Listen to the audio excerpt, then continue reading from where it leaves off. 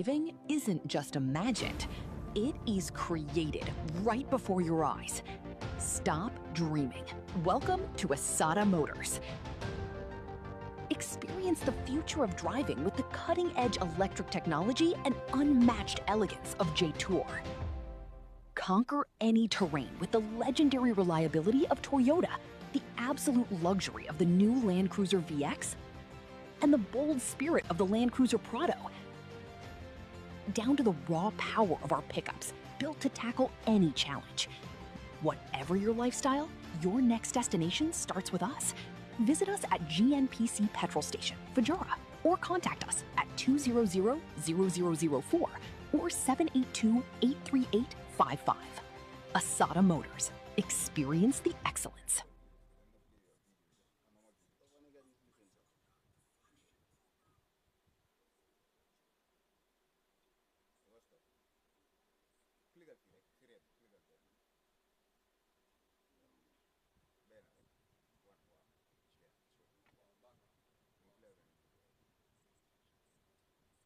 The future of driving isn't just imagined, it is created. Q Money and Orange Money has just made money transfer easier. Now you can send money from Gambia to Senegal directly from your Q Money wallet. So what are you waiting for? Get your Q Money account now and start sending money to your friends and families through Orange Money in Senegal now. For more information, call our customer care on 133. Q Money, Sunu Kalpe. Terms and conditions apply.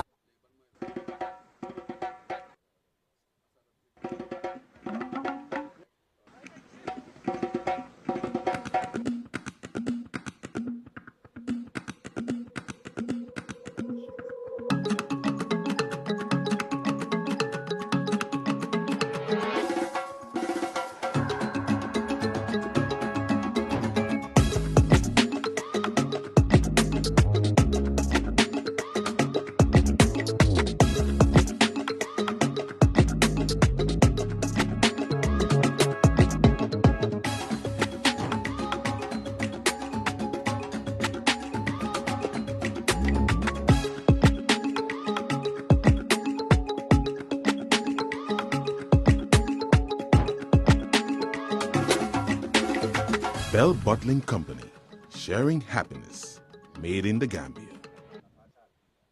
Right before your eyes. Stop dreaming. Welcome to Asada Motors. Experience the future of driving with the cutting-edge electric technology and unmatched elegance of J-Tour.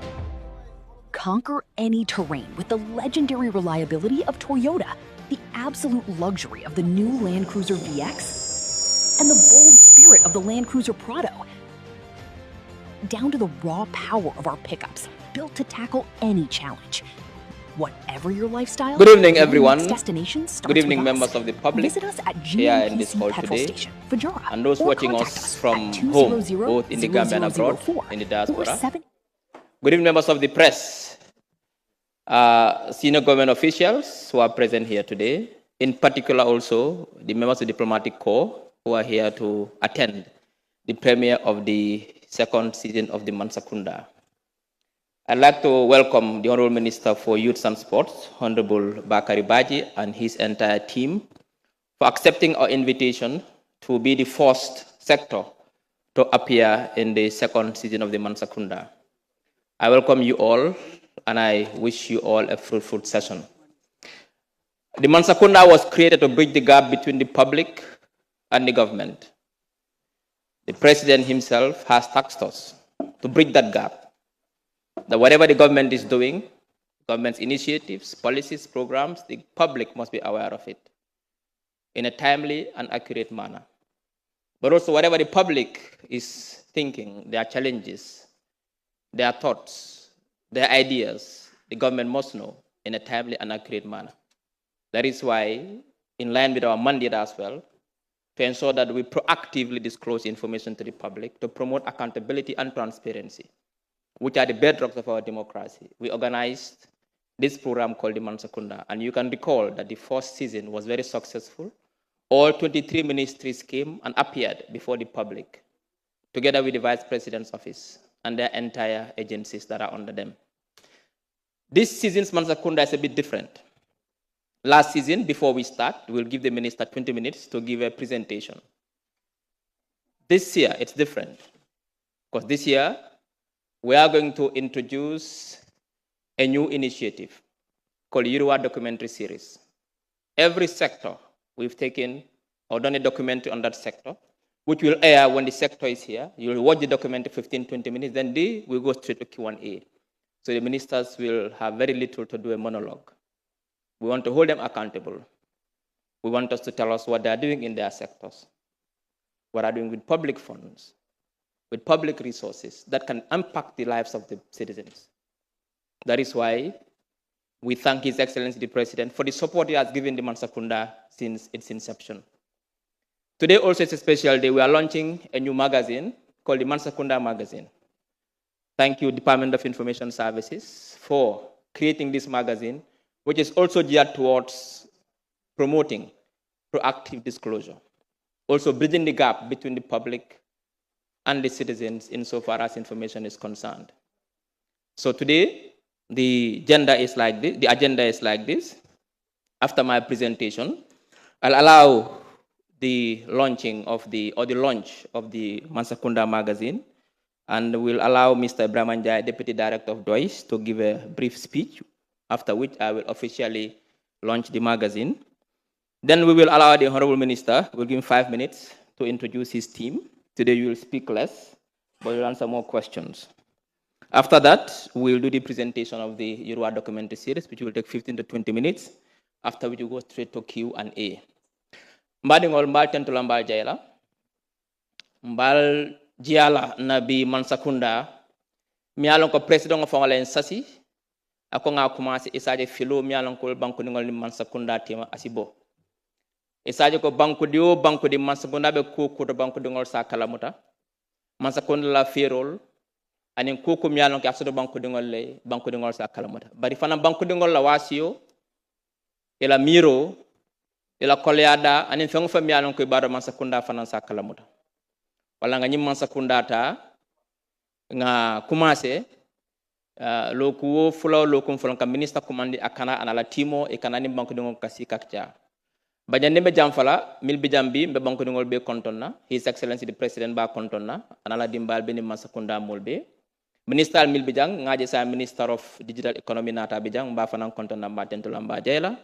Deputy Chief of Staff fanam bijanne aning ambassador mi alon ko wolle bota embassy to mil nata jang ngaye ko French ambassador bijanne Turkish ambassador bijanne afanang ani UNDP la nyaton ko fanam bijanne aning ambassador mi alon ko wolle fanam bijang ani Mansa Kunda do ko lalbe mi alon ko le bijambi ani na partner solbe bedo ngamo ko masor jambake e ka fo mi Honorable Minister of Youth and Sports minister mi alon ko ate malta funding kel la bundala funding kel don ko mata bake bankun kan am president ka fole ko bi funding kelon samala alfalde ro koko ngake mialon ko pour funding kella na falon banko la na falon ro bing hodo ministre Bakary Badjie anala timo be binabi kana poyni banko dingol sikacha ka fu banko dingol le ela secteur e baborindi ka nyaadi le abe funding ken na fa ka nyaadi le anna kumata bawo Mansa Kunda ete koddo la funding ke kodo dila bar Mansa Kunda kaminke ko barola Mansa Kunda ba ka nyamolon kaje ko nga dulal yirwande dulal mi alon ko si fondin ke karandi meccola ngedi may karaye mecco karang isaje fan na fay banko na fa bari fanan isi yirwa fi nam bankun kan wala ala minister kum mata bake anombi ko nga fonya men Mansa Kunda ate kala ko la se Mansa Kunda nga kalamata ko minister ka diambale miniti muang nim pata ngata nyini karo la bari bi nga documenti la soto mi alon ko nga woleta minister la sector to ngo fe mi alon ko ni Mansa Kunda do ku kaben 2017 fosany mbaje la video tole isaje alsalo munebe keni bawo ni nga fo mol sa fo ko maybe me kumola politiko la ba niaje nyala documentary to ibalna ko tonya do ko keda nyin sector to le woto mbe wole follow play la minute muang nim parta ngana nyin karola mol si minister nyin ka question la woto mbal tentula mbal jela hondo minister ene la timo mobe mbe tentula mbe jela mbal jela Mansa Kunda na partner sol fana myalon ko wolle mbulomuta kan dandang Mansa Kunda season 2 to mbe tentula mbe jela mbokay di len dalal si Mansa Kunda season 2 mo ñaareli panca bi yegon ngeen ne at bu passé ni defon nañ Mansa Kunda mi nga xamne sok si don na ministre yëpp a ñëwoon nag mooy ñaari fukk ak ñetti ministre yëpp ñëwoon nañ jàkkaarloo askan bi ak vice président bi moo season 2 bi nag kon di leen dalal si season 2 bi nga xam ne moom la ñu commencé tey ak ministre of youth and sports honorable Bakary Badjie di dalal suñ gan yi nag ñi nga xam ne ñoo fi nekk tey ministre yu fi nekk ak ñi nga xam ne mooy government official si ak suñ diplomate yi nga xam ne ñoo ñëw teewu fii te ak students yi fi ñëw yëpp jógee MDI University of the Gambia ak university yëpp ak ndaw yi ñu fi teewu te ak media bi yëpp ñu ngi leen a dalal bu baax a baax a baax di dalal ñi nga xam ne nag ñoo ñoo seetaan si kër gi si télé bi xam nañ ne fu mu toll ni télé boo tuunin Gambia rek Mansa Kunda bi nga jot kon di gërëm ñi nga xam ne moom ñooy media bi ñi nga xam ne ñu ngi ànd ak ñun te nag Mansa Kunda bi am na solo parce que te ministre bi nga xam ne moom moo amee njawri ni ndaw yi ak tàggat yaram bi mooy honorable ministre Bakary Badjie moom lañ am tey ñëpp xam nañ ne Gambia tey ndaw yi ñoo fi gën a ëppa kon lépp lu waa di def lépp lu nguur gi di def si ndaw yi nga ko defal te président His Excellency daf ñu sas leena mu ne ñu jàppale ndaw yi parce que ndaw yi ñooy kilifay ëllëg waaye ndaw nag jàppale ko du jox ko xaalis bés bu ne parce que kenn mënu ko benn nguur mënu ko waaye looy def mooy nga dooleel leen jàngal leen métier ibi ay place ñi nga xam ne foofu la ñu demee jànga métier wala jànga xam-xam suba ñu mën a njëriñ seen boppa waaye tamit njëriñ seen réew loolu moo di ici jëm kanam si réew honorable ministre ñu ngi laa gërëm di la sant bu baax a baax a baax nuñ ko daan defee nag bi yoon duñ ko defee noonu nuñ ko daan defee moom ministre dafa ñu wax ñaari fukki minute wax ñu li nga xam ne moom la seetu si secteur waaye bii duñ ko defee noonu bi dañoo wane vidéo mooy documentary bu ñoo woon secteur bi depuis bu président Barrow ñëwee ba léegi lan lañ liggéey si mbiri ndaw yi ak tàggat yaram bi boobu nañ ko gis ñu gisal ko suñ boppa ñu xam ne liggéey dëgga am na si nguuri Adama Barrow surtout jàppale ndaw yi ak dooleel ndaw yi programme bi nag mooy Mansa Kunda lu am solo la président bi moo ñu sas mu ne bëgg réeroo am diggante askan bi ak nguur gi ba li nga xam ne nguur gaa ngi ko de sooy ngoon bu gën a askan bi yëg ko waaye tamit li nga xam ne mooy jafe-jafe askan bi ak seeni xalaat ak seeni pas-pas bu gën a nguur gi tamit yëg ko parce que loolu mooy nguur dañ ko teg pour jàppale askan bi parce que dénkaane la ñëpp mënuñoo dem Banjul nekk président waaye ñëpp mënuñoo dem cabinet am na ñi nga xam ne ñoom la yàlla dogal ne ñoom ñoo faa nekk ñii nekk fii ñii nekk fële ku nekk réew mi dem kon lépp loo xam ne alale nguur la jaadu na pour nguur askan bi xam naka lañ ko doxalee moo tax programme bi am ñaari semaine bu nekk ñuy si benn ministre ak ñi nga xam ne ñoom moo liggéeyal ñu jàkkaarloo askan bi wax ñu alal buñ ko dénka ak jawrin buñ ko dénka naka la ko doxalee si li nga xam ne mooy war a njëriñ askan bi moo tax duñ am si woon leen liñ def si vidéo waaye tamit jox leen chance bi pour ngeen laaj ministre bi si li nga xam ne moom la moo doxalee secteur bi parce que yéen a ko fa teg yéen a koo fay salaire boo xam ne moom la moo njëriñee boppam kon programme bu am solo la te mooy first épisode bi season 2 bi wa balaa ñoo commencé nag am nañ benn initiative buñ start Department of Information Service si njiitali Aisha Davis ñu ngi commencé benn magazine bu ñu ooyee Mansa Kunda magazine ma lépp loo xam ne nguur baa ngi ko liggéey si weer bi mun nga ko fa jàngee boobu la ñu njëkk a launch tey suñ ko launché ba pare ñu play vidéo mi nga xam ne mooy won askan bi li nga xam ne mooy liggéey bi ñu def si secteur honorable ministre Bakary Badjie ak ñi nga xam ne ñoo koo jàppale si wàllu ndaw yi ak tàggat yaram bi ñëpp gis ko seen mbóot ñu xam ne du wax rek waaye liggéey am na parce que dama di wax ne liggéey bu ma gis si nguuri Adama Barrow musuma koo gis fenn si àdduna si li nga xam ne secteur boo laal mu ngi dox du si yoon du si courant du si tali du si béykat yi du si tàggat yaram du si ndaw yi du si jigéen yi lépp loo laal mu ngi dox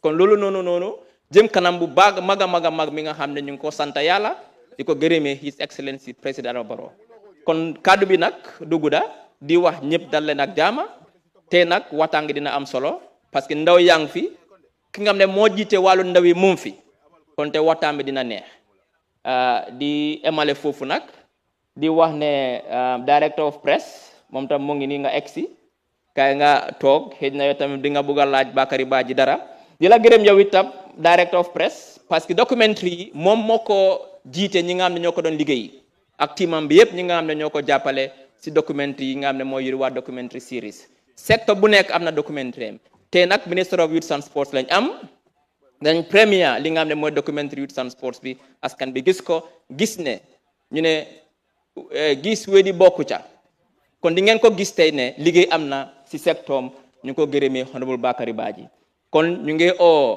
Mr Ibrahima Ndiaye mu ñëw sànni kàddu yu néew si mbiri magazine bi nga xam ne mooy Mansa Kunda magazine ñu launch ko su ko defee ñu dem si vidéo bi ñu seetaan after ñu ubbi géew gi ki nga xam ne am nga laajte rek pour laajte ministre nga laaj ko jërëjëf. Good night. Standing on existing protocols due to time constraint, Honorable Minister, allow me to remind the August gathering and our viewers in the country and outside this country that the Department of Information Services, otherwise known as DOIS, is the technical arm of the Ministry of Information, Media, and Broadcasting, mandated to ensure that communication across government is coordinated effectively and responsive to diverse information needs of the nation. To fulfill this mandate, the department embarks on a lot of initiatives, you can call them activities as well. One of them is the creation of communication officers across ministries. This activity has led to a revolution in the way information dissemination and the handling of social media handles of ministries used to be. Most of you will agree with me that there has been a paradigm shift in this regard. The department also publishes the Gambia Daily newspaper, sectoral newsletters, and e-newsletters. All these initiatives go to reinforce each other to drive the message home. In addition to the above named initiatives, DOIS is pleased to announce that an additional activity to our information value chain geared towards open governance system is in progress. This activity is the publication of a biannual magazine, which we call Mansa Kunda.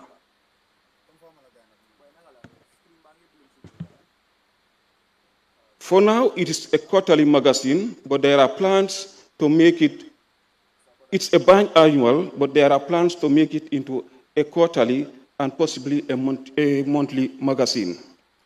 The magazine highlights sector milestones and transmotive,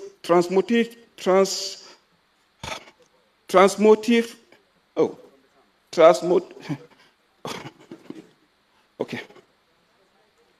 The magazine highlights landmark sector milestones and the transformative work taking place across the country. To document this for the viewership and readership of audiences across the country. Today, or tonight, I have the pleasure to invite the Honorable Minister of Information, Media and Broadcasting Service, Dr. Ismaila Ceesay, to officially launch this magazine. We have copies that will be distributed to you later. Thank you, Honorable Minister. You are welcome.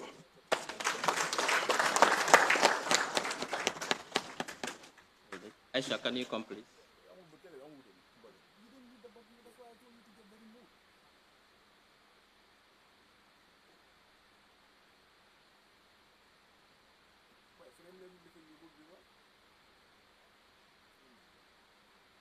Also, the ministers and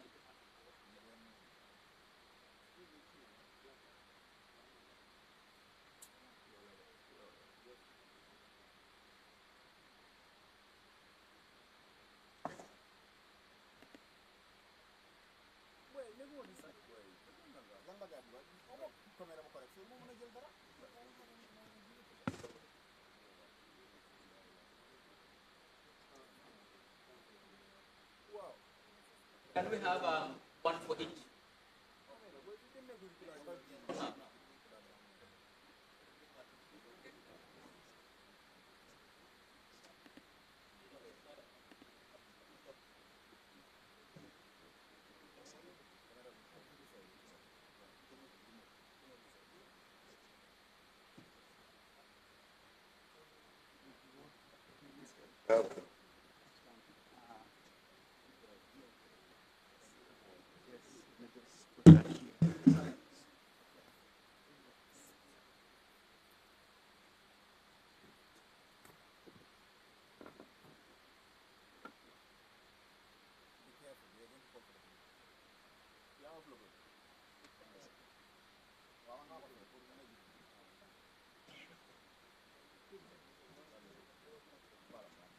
Thank you very much, Mr. Njai.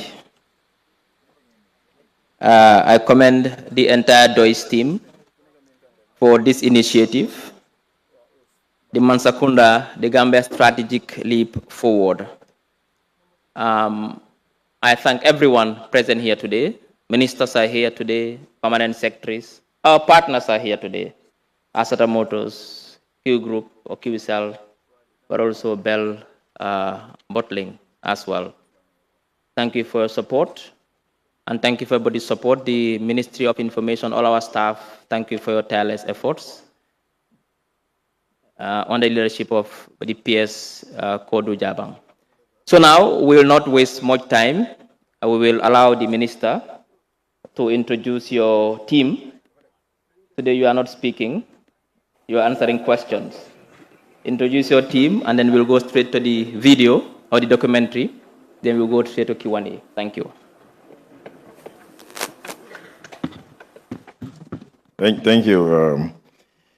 To the Minister of Information, Dr. Ismail Assise, and to good evening to all the honorable ministers that are here, the Chief of Staff, Deputy Chief of Staff, and the permanent secretaries, from, of course, our permanent secretary, Mr. Buli Diba, and the Director of Press, and our members of the Luponte Corps. We have the UNRC, the UNDP Resident Coordinator, the Ambassador, France Ambassador to the Gambia, and to all of you that are from the Ministry of Youth and Sports and from other partners and stakeholders. Welcome to this event of the Ministry of Youth and Sports. On the side of the Ministry of Youth and Sports, we have our Permanent Secretary here, Mr. Buli Diba, and then, of course, the Deputy Permanent Secretary, Finance and Admin, Mr. Lamin Kamara at the extreme left over there. And we have the General Manager of the Independent Stadium and Friendship Hostel, Mr. Ibu Fai. And right behind here is the Acting Director of the National Sports Council, Mr. Mohamed Lamin Jawla. And on my right is Mr. Mbai Sen. He is the coordinator of our Gambia Songhai initiative, otherwise called GSI, which is the Agricultural Training Center that is managed by the ministry. And after him is the director at the Department of Youth and Sports, Mr. Abbas Ba.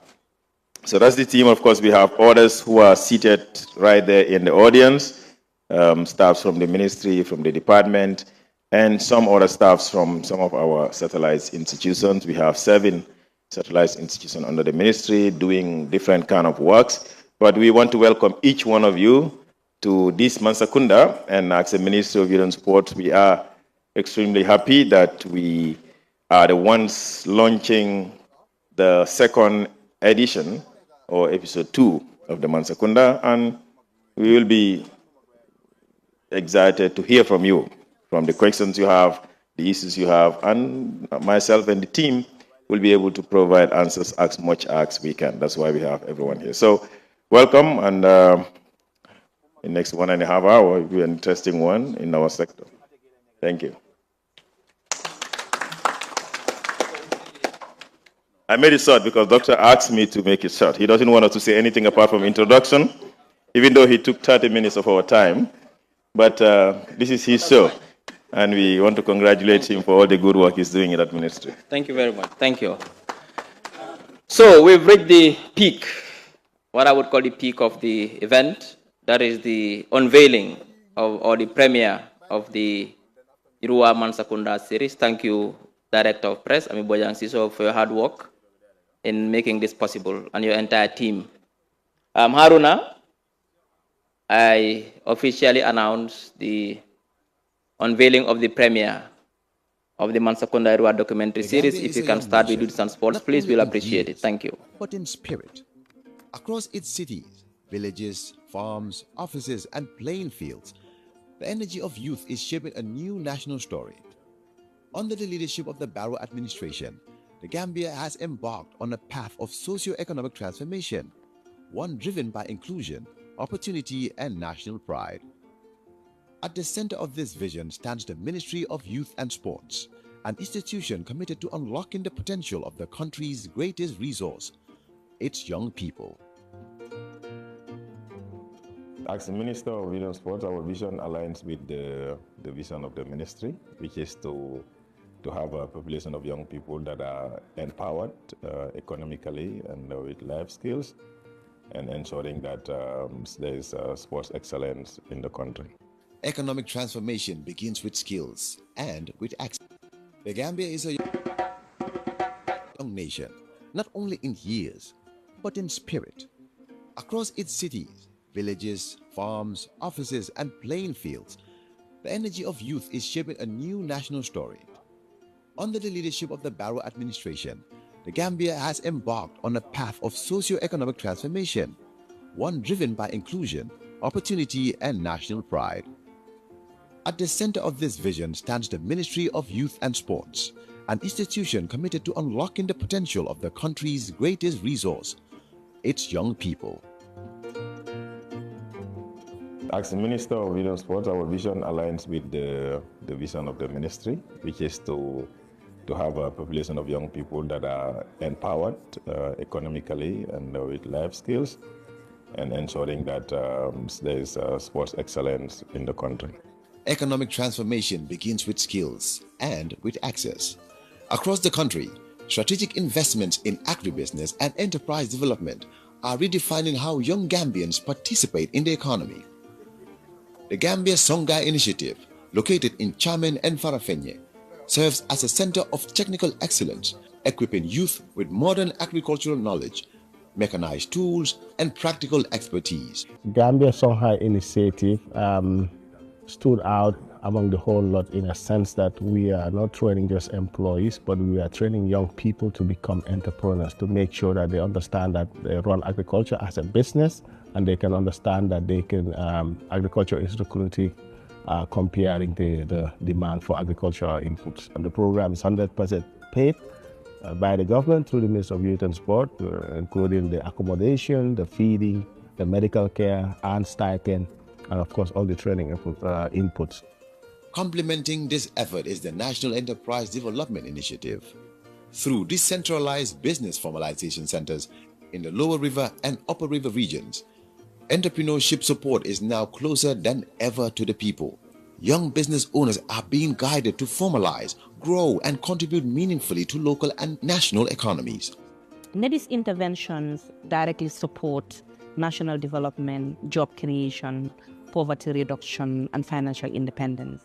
There are some strong different opportunities created by government that helps young people develop, whether both in the formal and informal sector.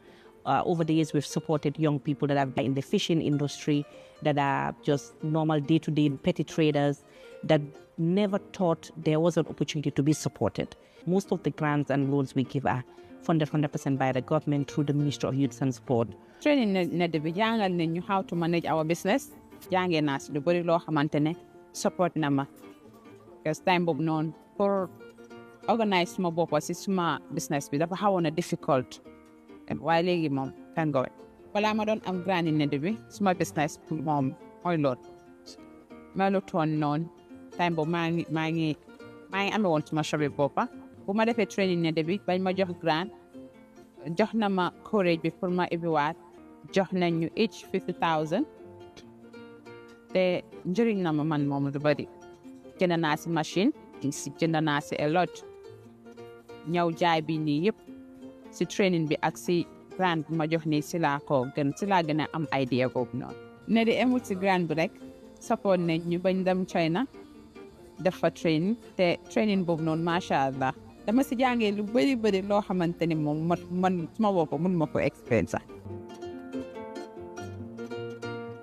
NED bu ma joxee grant of 50,000 boobu noonu dama dem contact ak wholesale wholesale attaque la contact no asino bagage or stock with that. It's a great thing. I have been at it pushed my business from level A to level Z.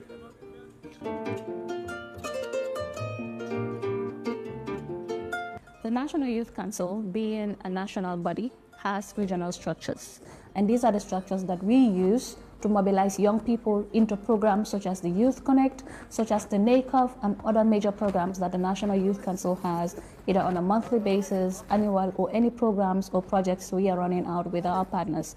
We basically rely on our grassroots structures and regional structures to mobilize these young people, and we randomly select them to make sure that every part of society is being represented. We were established primarily to really enhance the young people's participation in national development processes. Serve as the interface between government and the young people, relate the needs of governments to young people to ensure it's captured in policy documents, but equally relate the government policy to young people and sit on their behalf in so many structures or institutions that have a bearing on the lives of young people in this country. I'm a fabricator and innovator.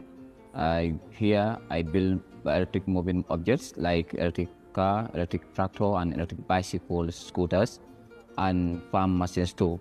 I was lucky to be among the people that nominated for the pitching competition.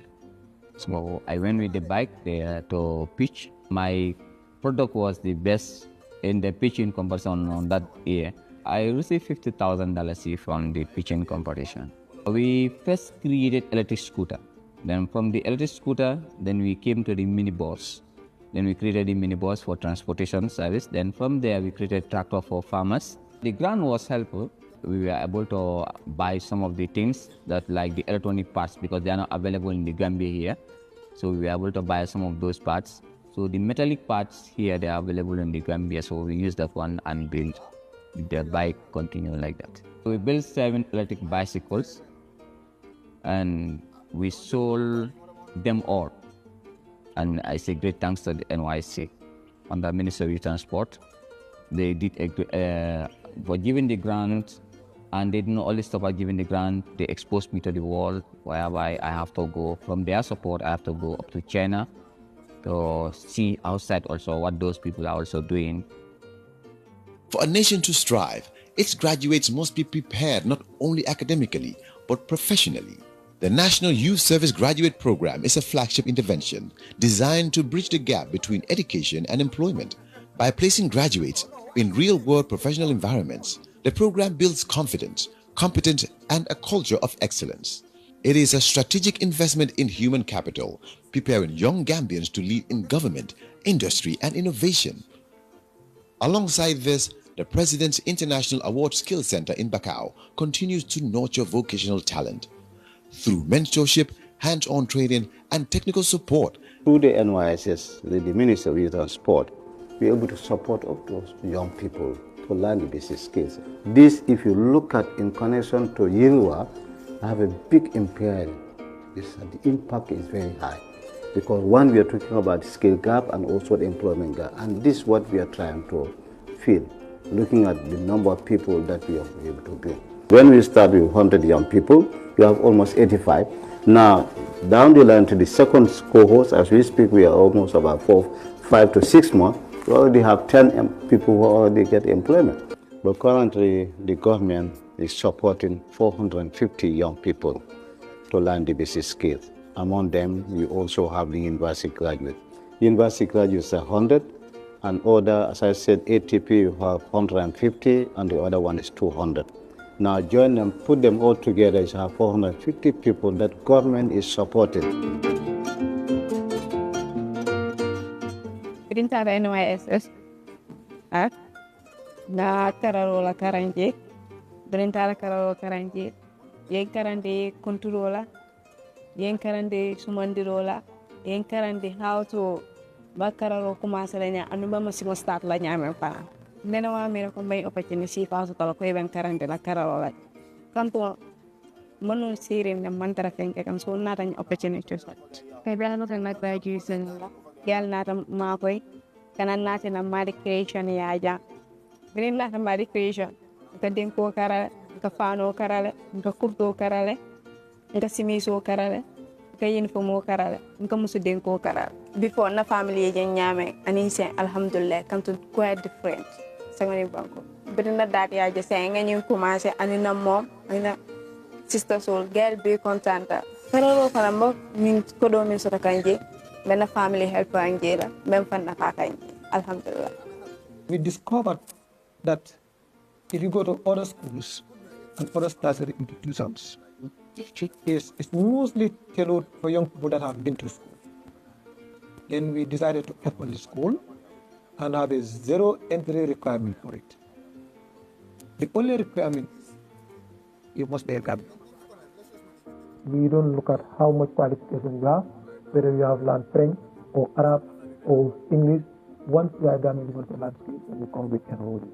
So currently we are running all skills: carpentry, auto mechanic, welding, bread making, food making, tailoring and fashion design, hairdressing. All these skills we are running at a certificate level, and all these courses are accredited by NACA. From 2016 to date, the number of participants that enroll in the program and graduate, we are getting close to 16,000. And at the skill center, from 2016 to date, we have registered 1,250 people who have graduated from the skill center.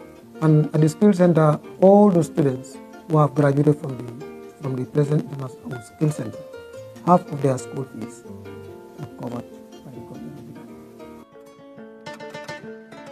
Maestro John Gomez. PLA Jange. So the London School Center from grade 7 one night. After my daily grade 9, no talk. So we see again. So one of them grade 11. When I get when I smell it, it's more again grade 11 nakara. And I'm gonna come. I'm only my fair come more than grade 11. But I'm out of it of my dara. Well, no, I study carpentry because time state school. I couldn't jang. I couldn't get full like interest that you need. So when I get well, not more than PIA direct. After that, mom, I'm not injuring. I'm not come. I'm not going past years. Come, talk more for what I waste. I'm not jang. I'm not worried. What that this is that no matter what, bonus me, I'm fair, I'm thing. Because I'm legal. So I'm quite legal, bena. So the moment I'm contracting, I'm legal. If I'm legal, because PIA, I'm not going to fake. Because PIA, I'm not for. So what the memo? You know, jang 100%. Low because you know, PIA is zero. You man have been there. The guy na Japan. So to what them? Nga gina mo. Nga first jump. Nga first jump. So first jump nga dem. Once you love them, never John. Feeling nga asi. Love asi. Full lang na. Nga Japan sa family. Together, these initiatives form a strong foundation for a competitive, future-ready workforce. Sport has the power to unite a nation. To sustain this momentum, the government is investing over $283 million in the modernization of the Independence Stadium.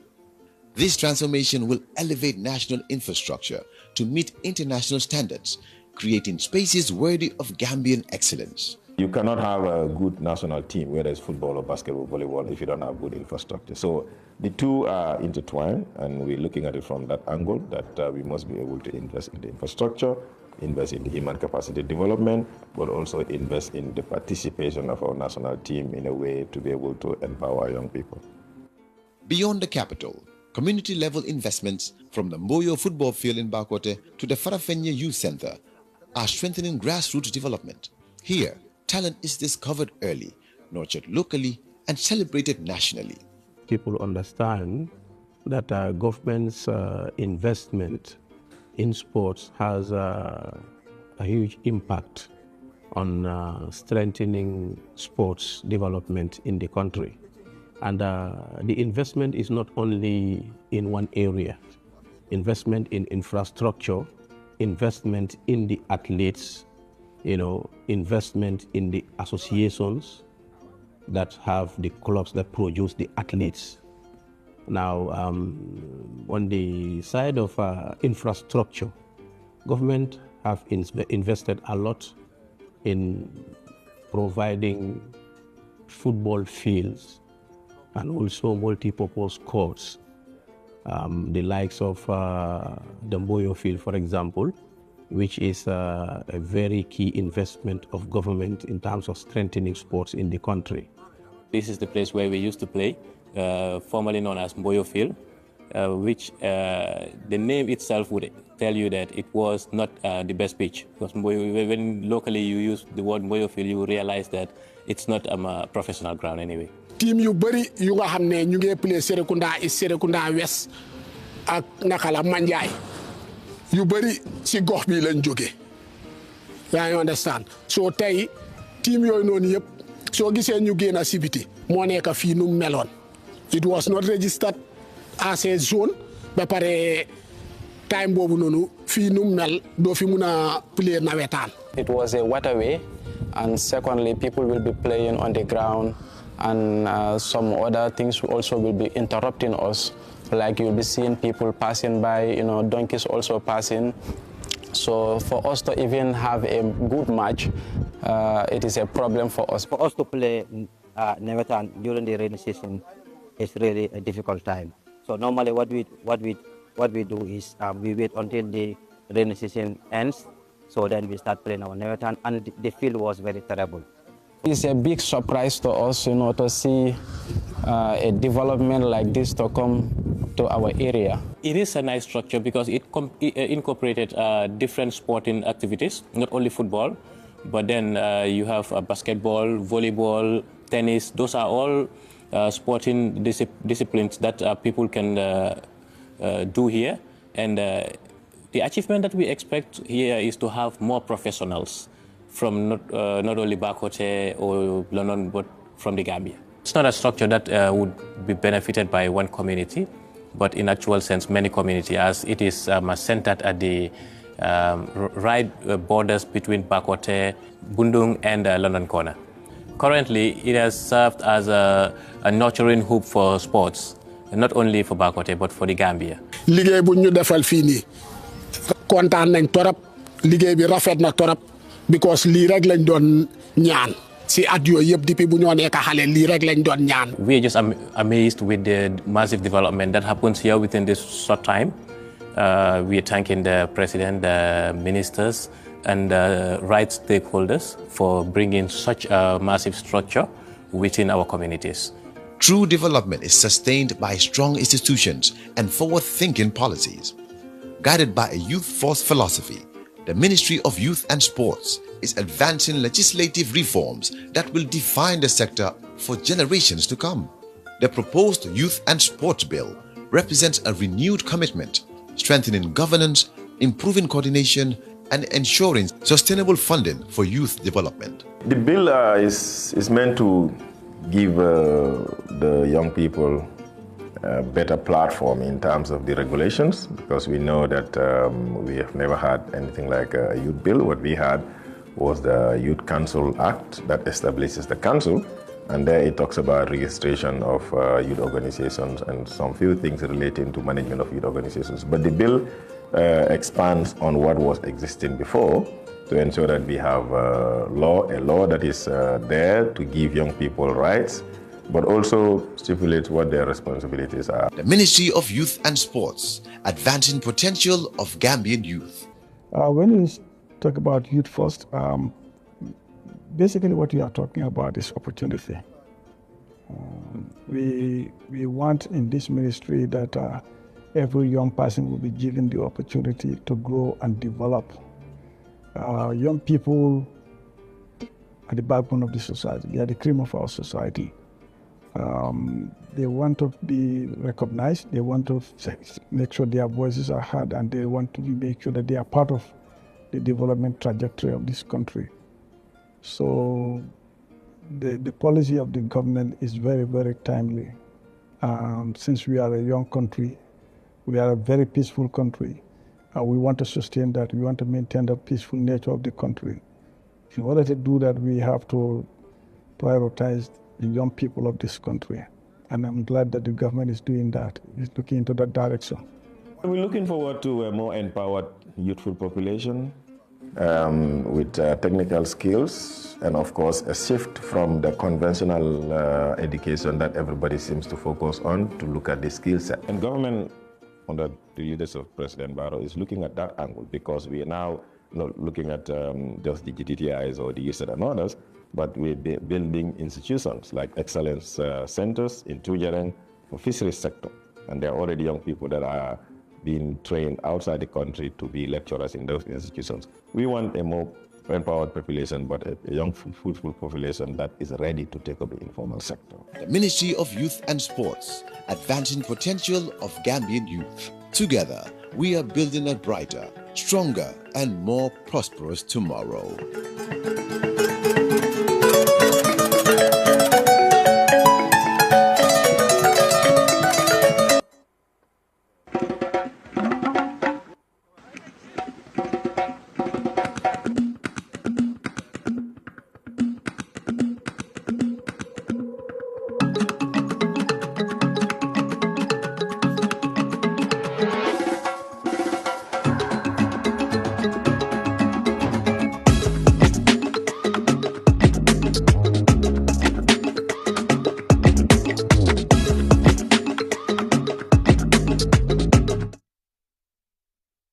Is over, so it's not my show, it's your show. You'll stand here. You'll answer 3 questions at a time. You'll take three questions. You or any one of your team that you want to answer can answer that question. Then we'll go to the next 3 until I say stop, and we can stop. Thank you. Thank you. All right, okay, ladies and gentlemen, we would now open the floor. But before that, we have had a few arrivals who have come to join us. The ambassador of Turkey to the Gambia, of course, the deputy head of mission from the People's Republic of China also came in. The Secretary General and head of the civil service, Salim Jai, also joined us while the video was on, and we want to welcome all of them. Of course, our director at the National Youth Council was also here. So, like the Honorable Minister of Information did say, the floor is open. We would take, I guess, 3 questions at a time and try to respond as much as we can. I can respond. If then also we can have the Permanent Secretary or any of the directors respond if there is any issue that probably I'm not very familiar with. They are all here to help. Ladies and gentlemen, it's over to you now. So there's a roving mic, so you can just raise your hand, and then the one handling the mic will come to you.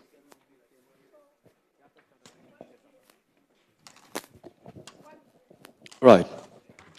My name is Fari Mansanya. I'm the president of the Nursing Students Association at the University of the Gambia. Huh? Right, that is fine. That is fine. So the first one is not a question, actually. I think it is just a suggestion, because I can see many of us that are here will be able to speak English. But then those that are out there, some of them might not be able to speak English. So the documentary that is just played might not be very well, understood by those that are out there and they've never been to school before. So that is one of my recommendations. I think preferably that the languages down there or in the documentary be mixed up. Right. So my question to the Honorable Minister is, because this is a youth ministry, right? Don't you think all of you or you and your team that are representing the ministry there are not above the youthful age? Because I think the right people to represent the ministry are those that are at that youthful age. That is one of my questions. Yes.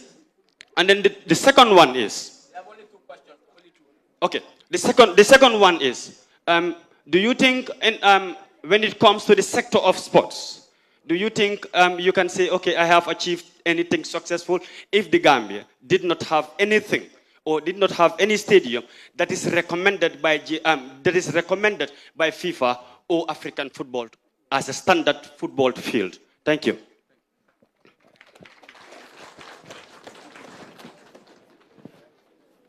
Okay, hello. We can move to the next Hello, one. Assalamu alaikum. My name is Bakary Jasi, Hilltop Radio. I will ask a question in Mandinka.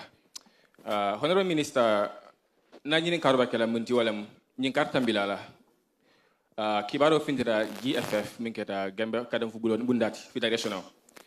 Iko Gambian Deka play in Iran, Majumin Deka play Antalya in Turkey. Mol content, Kabina Kibaro Fanange Komban, Majdo in Sierra Leone, and the Kalun Samala, and the Kala Stadium. Mol content for the first time, Sajinani Kono, while the Sanju Lukang, and Majo play in Fala Stadium. By the Okola, Nada Kibaro de Muboda, Ministry of Youth and Sport, iko je koronda pour ka kibaro bondi bay man pare me kala stede moti yebe fidira ko den ke ko no bari ministry la fo mo le ko stede mo nyim parta sama do ke no jere na ka jasoto ni national sport council mi alon ko le bani ministry tema mu ya ko ndima ko kala dan fo sa ke no je mbakala sama ajen insere so way mun tandi mo lo mun foka wala mu muy di bali wa ministry of youth and sport tema ani Gambia Football Federation kibaro la dio ka pour banko mo la kalamata ba ku mata ba ke banko do la pour ka majo play jang na kibaro finda ka mo kontani ni ko do findira mi alon ko ani fofo da nyoko akara banko do le no ki abari fo mo sa confirm no wala minister ko kibaro la bo ka ministry of youth and sport ani national youth sport council tema kada je kibaro aldama tema mantra di kan kay ndaka di nyame wala fo mo ko mo ni daga fendal mi alon ko abal dama tema. And second question wala from Sajino September Gambia daga play qualifier no plukata AFCON in East Africa. For Gambia sala home majo play no mfan la baye bato come September. Thank you. Thank you.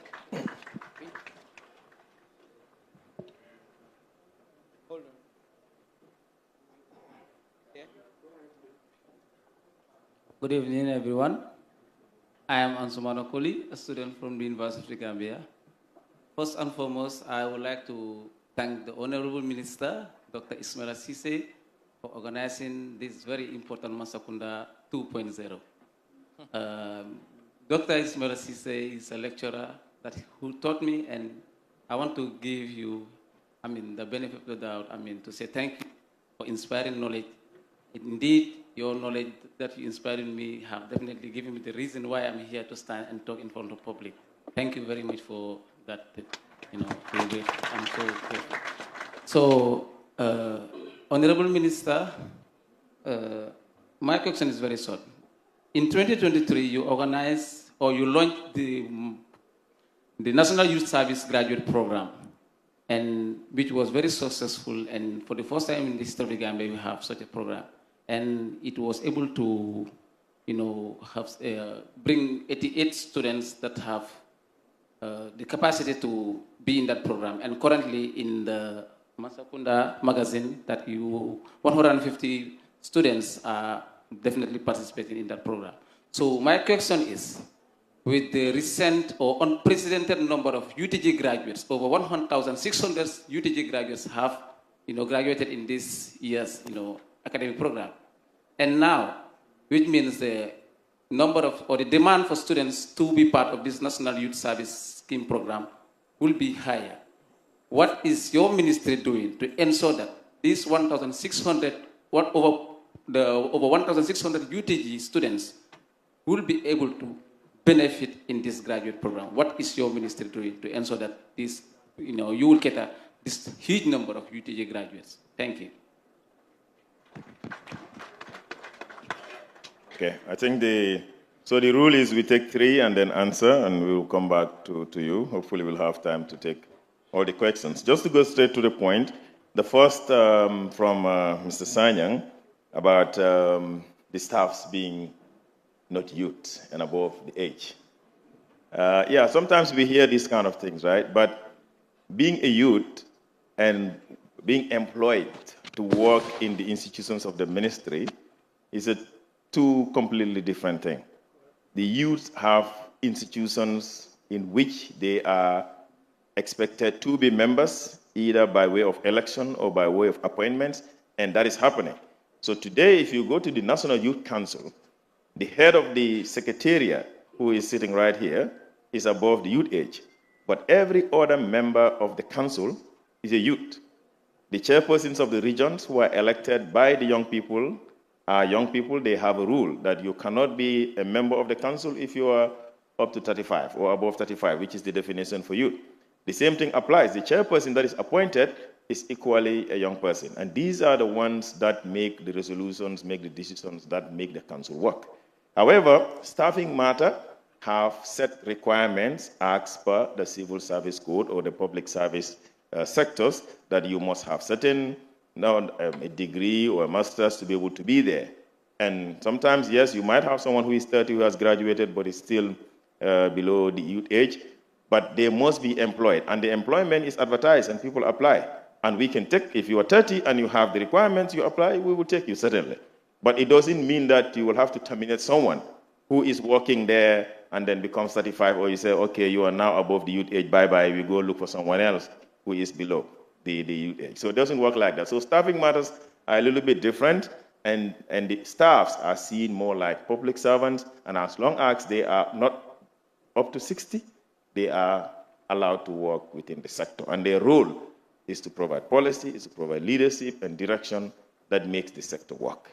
But when it comes to resolutions and decisions, we engage young people as much as possible, as you've seen in the documentary. And we have all these structures, the youth parliaments and others that we are all supporting, okay?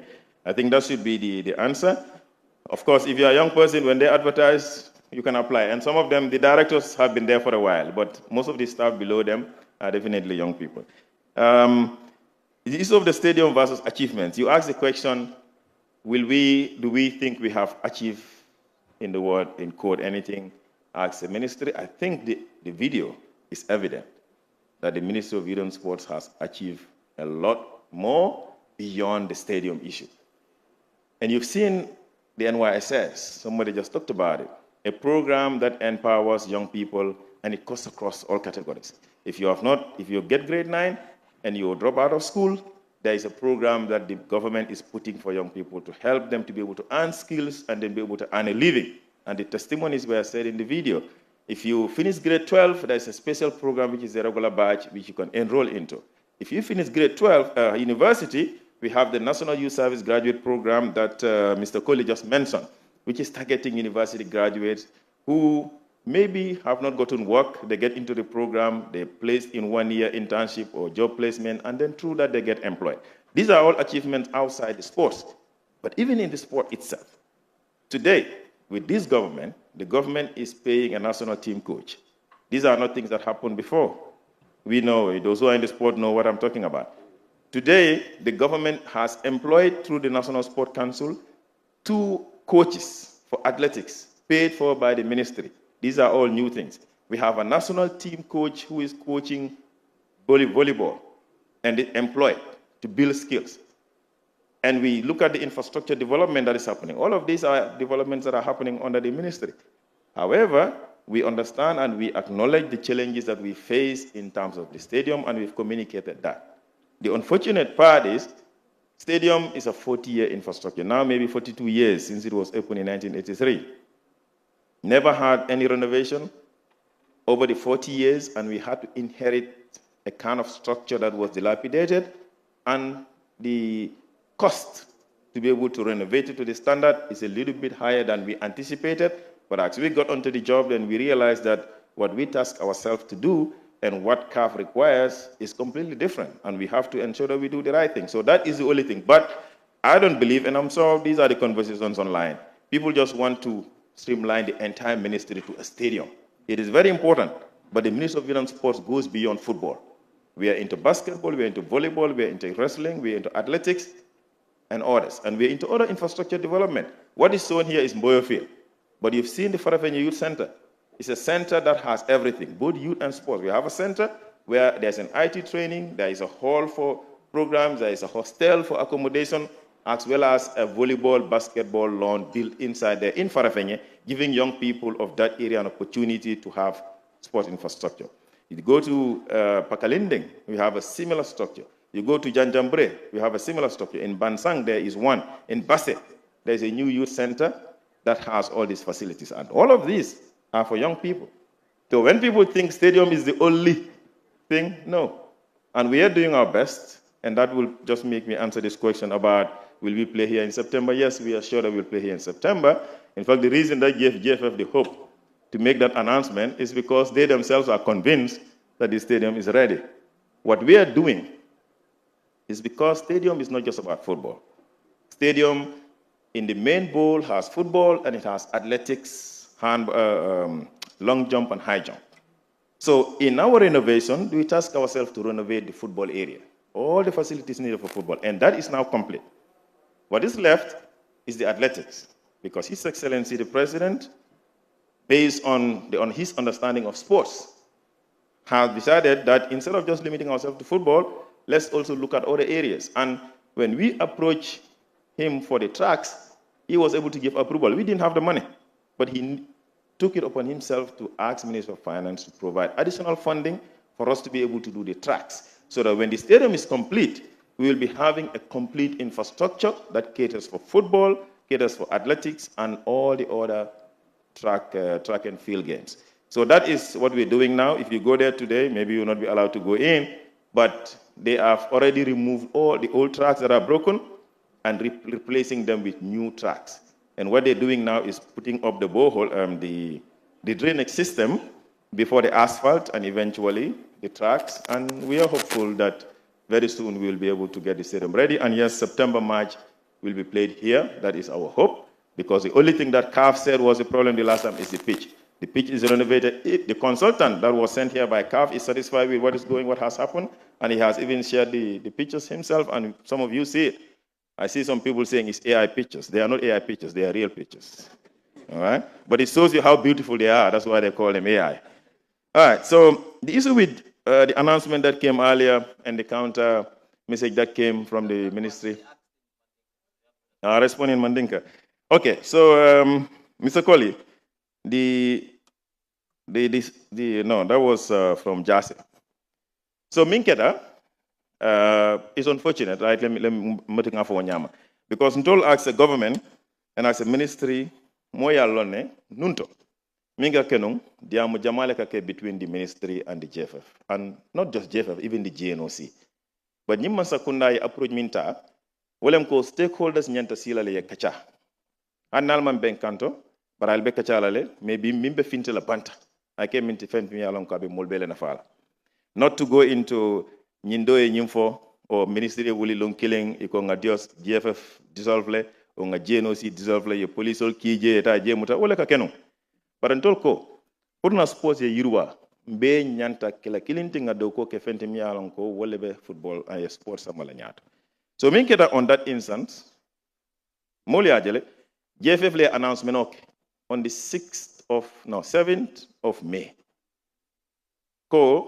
They are playing a match with Iran in Antalya in Turkey, and then after the Purkamaju play jang, or there'll be a match between Gambia and Sierra or Guinea-Bissau in the same window. That was on the 7th of May. Ntol ma kalamata, ntol nga jele on the social media, come like it on the social media. So ntol nga minfo was very clear that the announcement was premature. That is the truth. Because what minna itol saferoke was after the announcement was done to the public. Walati na itol nada, Purka public ni apologize, ka foko, well nga majo minfo na te kenola because ministry ko stadium mo pare. But niato ko kacha ketanum before announcement of Bekela. Abekela ntol da manyun tem. Hanin dol nga for ha, but later on nga for hani. Molta alone nola. But because it told her on the 7th announcement, okay, what all on tofa nga makalam. Tenga nga director local. Bring nga on Facebook, nga the first call. Nga ko je, nga JFF jele announcement okay. Fo ni kacha tala ma ko hani. Nga ko say announcement okay nyaade la ko tofa nga maje. Nga ko taila Facebook page ya jibe. That was on the 7th of May. What told me the tell you safari okay, and the letter went back. I told me ya jele controller letter was dated on the 14th of May. And that 14th of May was giving them alternatives to say options. Either you can play on this day or you can play on the other day, but at all after minna, at a kenola or watola. We give reasons why. But watola until we are hopeful, ko doko nyimbe parela. Wato minetol, wanted to play the game, we got back to them through my PS, that was verbal, kafoko at a kenola. And that is the issue. So it's an unfortunate situation, but ntolunga minfo is the truth. Ni mobe, any more time menti, ni lafta purka use, even though you are a stakeholder, but it can't hale na kacha follow. So this is the issue, but it has been resolved. We've moved on from that.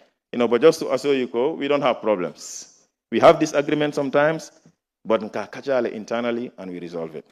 Though it came out, unfortunately, to the public, but Ndola Stadium is not football stadium. It's an independent stadium for all sports. All right? The other part is, okay, the last one. Whether based on the university graduate program, if we will increase the numbers, I think that's the question in summary. Well, we would really wish to be able to increase the numbers because we know how much impactful that program has been.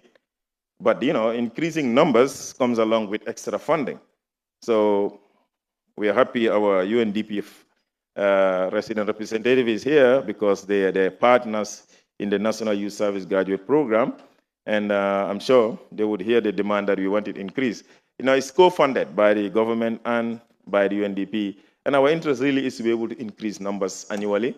But it's a little bit expensive because not just the orientation, you keep them in camp with an orientation that you saw in the video, and they're trained on a lot of issues, patriotism, life skills, and a lot of other issues. But then they get to their institutional place of, the institution where we place them for 12 months. And each of those 100 young people are paid a monthly stipend. And if you calculate 5,000 times 100 by 12 months, that's some reasonable amount of money that government is putting in.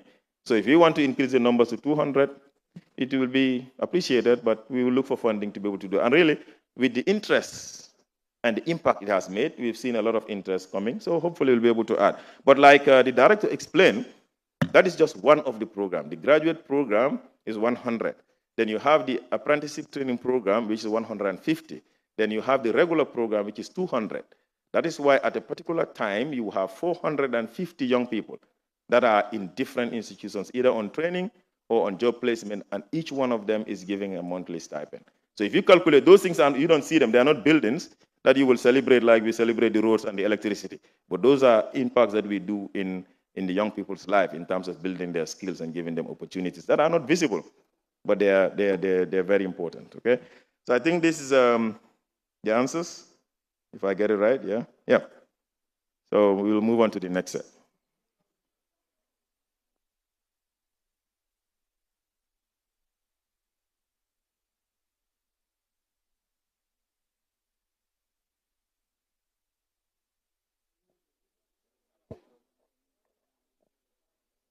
Haven't given one sorry.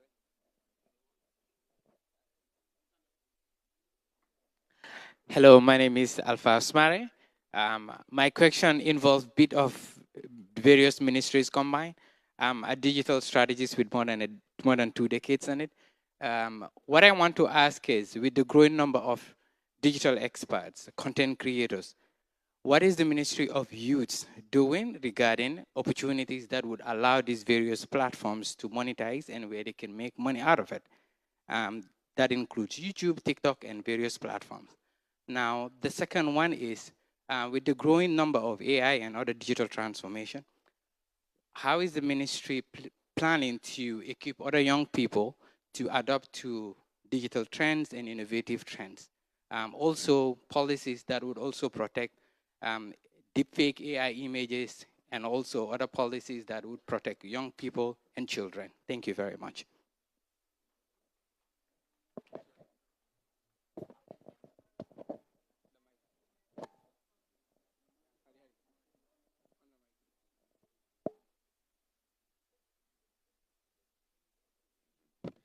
Okay, like I said, my name is Aret Jata from the Standard newspaper. My first question is, it was announced in March that the Gambia will host the African Union sports competition in June. We are now in the month of June. Will the Gambia proceed to host the competition? And my second question is, the GF said the Gambia government did not provide any financial support team during the last friendly match against Iran in Turkey. Is this true? And if so, why? Because the national team activities are normally funded by the... Thank you. The whole question?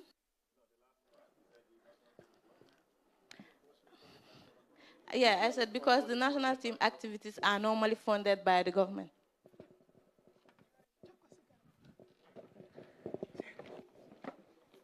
Yes, good evening. Thank you for having us here for the 2.0 Mansa Kunda. Minister, my question will be quote from the vision of the ministry. Based on this Mansa Kunda that was here right now, it says, part of the vision of the ministry is to deliver excellence in youth and sports development, to promote mass participation. This is the vision of the Ministry of Youth and Sport.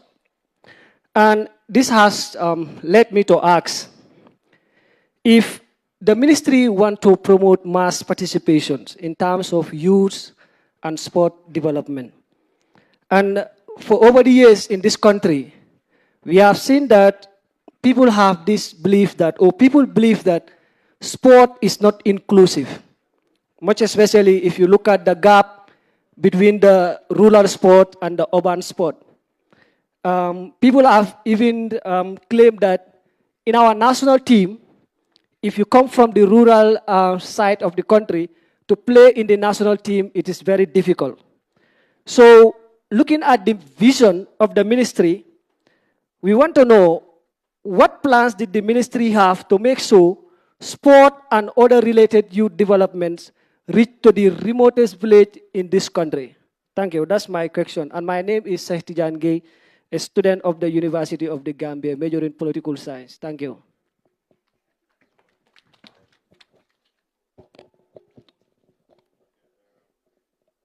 Mr. Gay, I think it would just be good to start from you because you just asked a question now.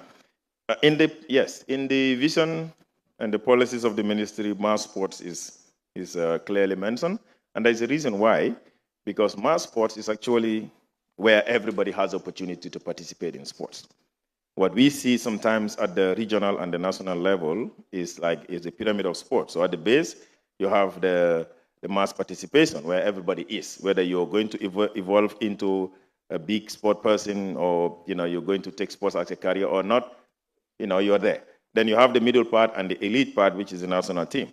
So a lot of times the focus is on the elite. So what we talk about mass sports, we're talking about extending sports opportunities in terms of infrastructure, in terms of facilities, in terms of trainers, to everywhere else where we're able to reach.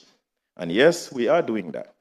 Unfortunately, it did not come out in the documentary. Well, maybe it did actually, with the Mboyo Field, which is one of the projects that has been done and actually going to be opened this month by His Excellency the President, is one of those.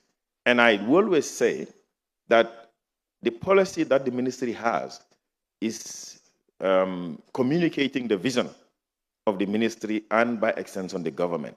But it did not say that it is the ministry alone or the government, central government alone that should do that.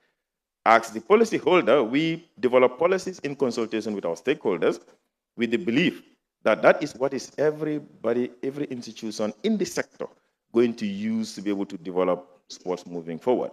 So when you see, for instance, Gambia Athletics Association, Gambia Football Association, or Gambia Football Federation, Gambia Volleyball, doing sports in Mansa Kunda, or doing sports in Genoy, or doing sports somewhere else in Basso Fatoto, that is the mission of the ministry. So the ministry is saying this is what we want, and everyone else follows that. But yes, in the process, we support by ensuring that we build infrastructure where we are able to build infrastructure. We provide the financial support to communities to develop their infrastructure.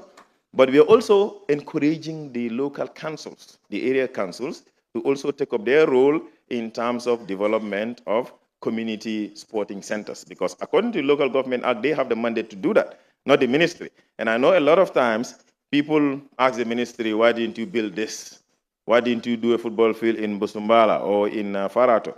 Normally, that should have been the councils taking over the responsibility so that the ministry focus on the policy, on the programs, on the funding, and on the national teams. But that doesn't happen, unfortunately. So we are doing our best as much as we can, and that's why you see us moving from the national level to build an infrastructure in Farafenye that was seen here with the youth center, or we're moving to Mboyo Field. In January of this year, we supported 12 communities with financial support for them to be able to expand on the infrastructure. And we made it very clear they have to develop a project proposal, and we fund it. So it's either they're fencing a football field, or they're putting up a change room in a particular football field that is fenced, or they're putting up lights to be able to play night matches. And we've seen that. Today, if you go to Serekunda East, the lights that were just recently installed is support from the Ministry of Youth and Sports, with $1 million is for the lightning. Serekunda West, we gave them $500,000 to build a new pavilion. If you go to all the way in Yomilamen in North Bank, we gave them $500,000 to fence their football field. And the list goes on, all the way to Basse, and Badari and all of those areas. So that is what support is. So yeah, he's giving me the list. Oh, Badjie in Mansa or quite a number of other communities that we are supporting. Okay, and like I said, also the other part about the coaching. Today, our coaches that we hired go all the way to URR to watch games to be able to pick up a talent from LRR or from SOMA or from URR so that they become part of the national team if they're able to meet the requirements. So that is the participation that we are talking about. The AUSC games, okay, no, about the digital skills. No, you're very right. In the youth policy, the young people's the need for young people to be capacitized with digital skills and all that is particularly mentioned. So there is efforts going on through the Ministry of Communication and Digital Economy. I know they have a new project that is targeting that, to be able to help the young people with those kind of skills. Because again, like you mentioned, it's an interrelation of ministries having different roles to play. So yeah, we're doing our part, but the Ministry of Communication and Digital Economy is doing their part. But under us, we have a program which is called Youth Connect. And under the Youth Connect, one of the key components of the Youth Connect focuses on the skills that young people need to be able to participate in, like you said, the blue economy with the internet, what is available in the internet in terms of the skills they can get. And at our office at Carnifing, at the Youth Center, there is a youth lab, a youth incubator lab, where young people come to get trained on different skills. And also there is the online radio where they go in and interact and communicate with colleagues from other parts of the world and all of that. So Youth Connect is one area that has that. And I'll be proud to say the Youth Connect coordinator in the Gambia is actually Youth Connect itself is actually one of the best programs, again, that we have in the region. And that is why the Youth Connect coordinator in the Gambia, who is Basiru J, is just, I think he's supposed to leave this weekend to go to one of these countries in East Africa to help them set up Youth Connect in their own country. And he has done that for other countries in West Africa as well. So that is where the program is. And you saw one of the guys, I think he's Ibrahima. He's one young guy that is into innovation and tech sector, who the ministry supported with training. And he came and did a pitching and won a prize. And then he was taken to China to be able to get more exposure. So those are some of the opportunities that is there, but it is more about the Ministry of Digital Economy, and we're working with them to be able to expand on that skill, and yes, help young people to be able to monetize their accounts, which, like you said, Ministry of Information also have a role in that.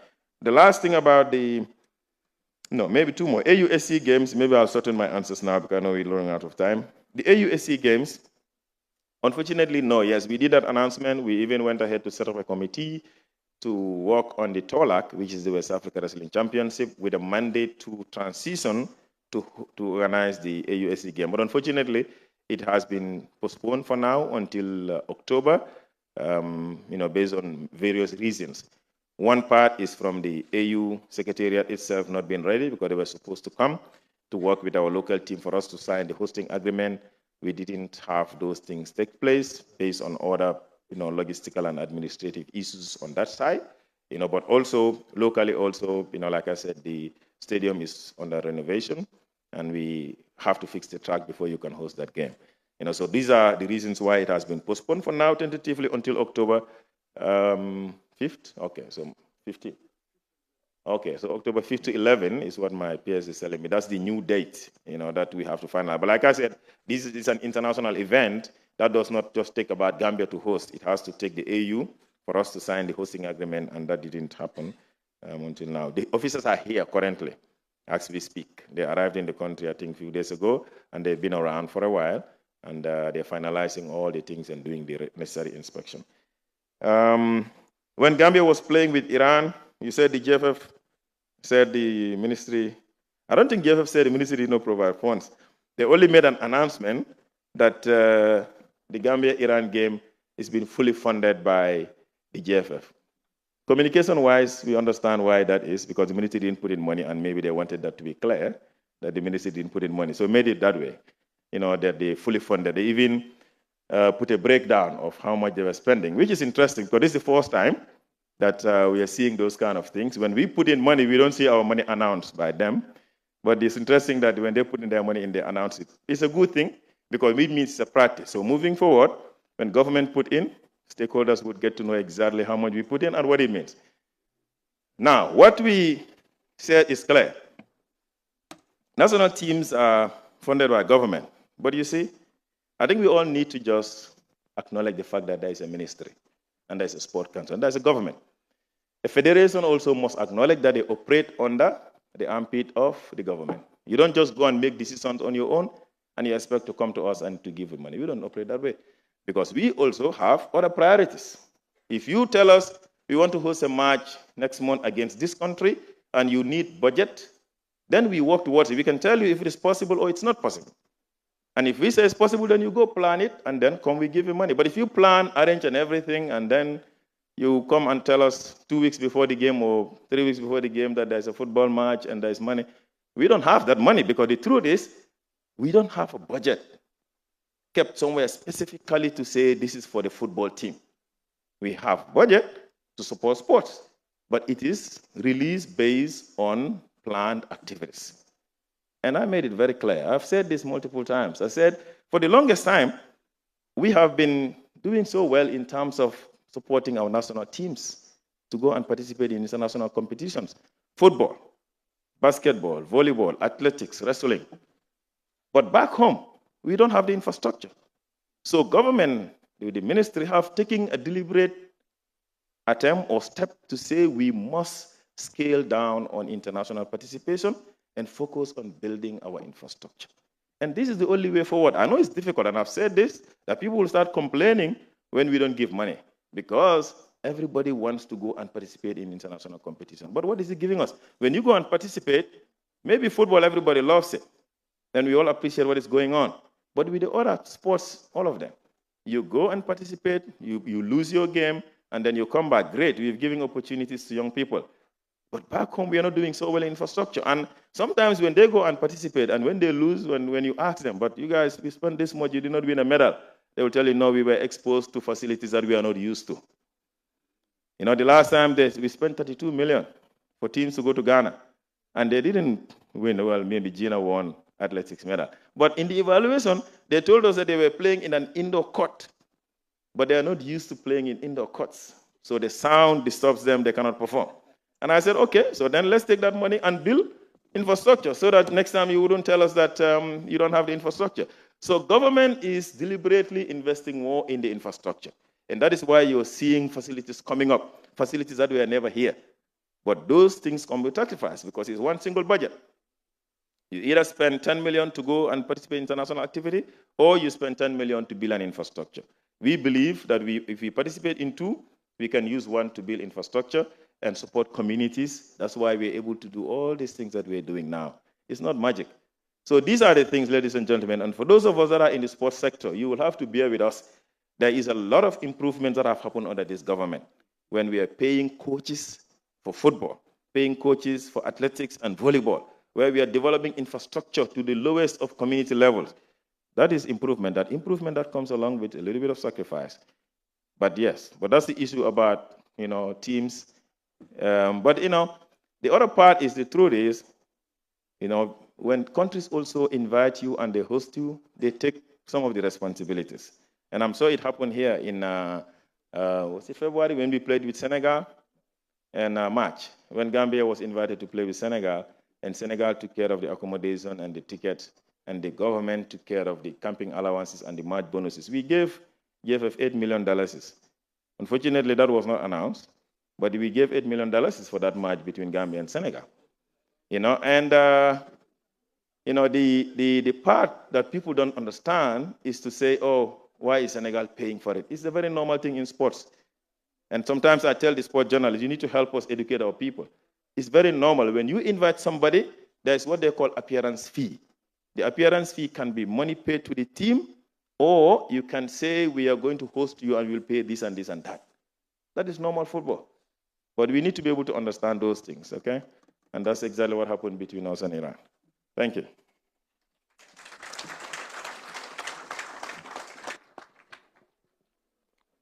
Okay, thank you. Thank you very much, Honorable Minister. Okay. Greetings, Oh, okay. There's Honorable someone Minister. I want to remind you that despite the efforts that have been made, the illegal migration is still on the rise. And as of 2025, reports have clearly shown that about 2,000 Gambians use the Mediterranean Sea to enter Europe. Honorable Minister, many young Gambians feel that the only way to a dignified life is to risk everything on the back way. Beyond telling the youth not to go, what tangible, high-value economic alternatives is the ministry creating to prove to us that we can thrive right here in the Gambia? I doubt if truly the achievements that were shown here reflect the realities of society. Thank you. My name is Musa Tamba, a political science student of the University of the Gambia.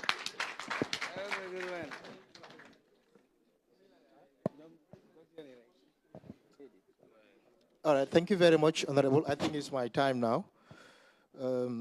Some of my questions were asked by colleagues, but I have two very important questions that I want to also ask. And talking about the head coach, I want to pick it from where you stopped. We've seen recently, just I think last week, you've renewed his contract to 2 years. I want to know exactly how did you reach to awarding him the 2-year contract? And in the instance that he fails to qualify the Gambia to the next AFCON, what happens?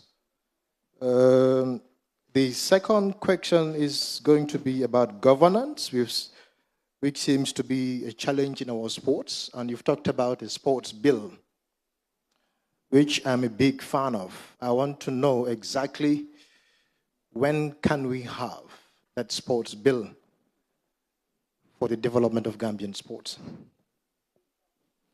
Thank you. Now here, we have one question.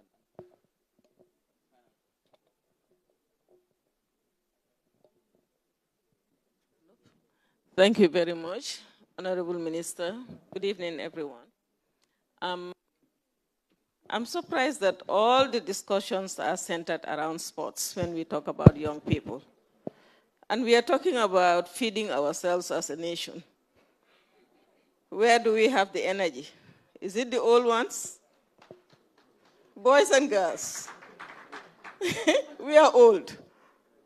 So if we talk about feeding ourselves as a nation, if you talk about improving private sector in terms of investment, today, if you have a garden and we want to employ young people, you will not get them. That's why I wanted to ask the question from the Songhai program.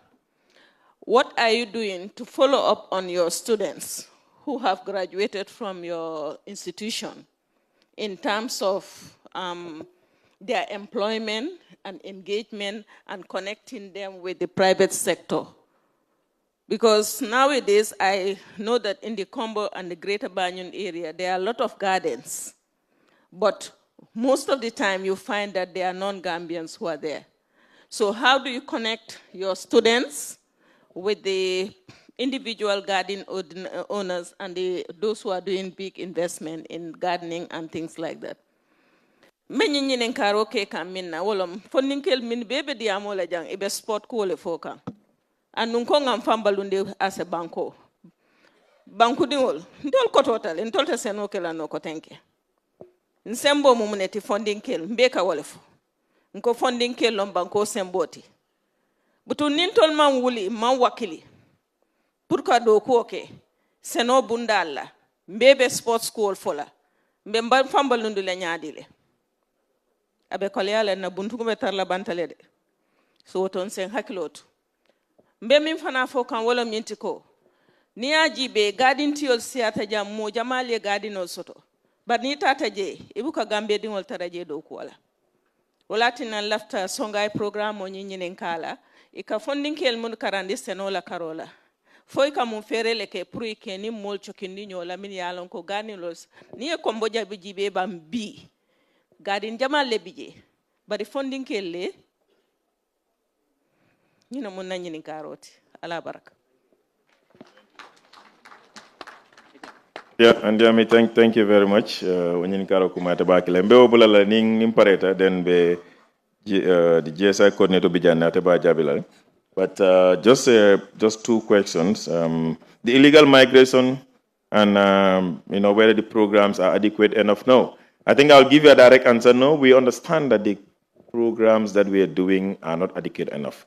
They have filled up a gap and they are very responsive to the issues of young people. But yes, we should be able to do more. Like someone said with the graduate program, can we get more young people? Every program you see, there is always room for improvement. But like I said, some of this thing comes with cost. And there is a lot of competing priorities here. But one thing I also want us to understand, don't look at the response of government to the issues of young people from only what is happening at the Ministry of Youth and Sports. There is a lot more happening in other sectors. Today, the investment that the government is doing in higher education is targeting young people. They are the ones that the University of the Gambia is built for. USET is built for them. All the TVET centers that the government is investing in, from Tujarang to Kanilai to Wasu to Basse, are all for young people. And that is meant to ensure that young people go there, earn skills, and be able to work and take care of themselves and take care of their families. There is some investment in agriculture. It is also for young people because the labor force in agriculture is actually dominated by young people. So these are things that happen around that you might not see or relate to us, but it affects our sector.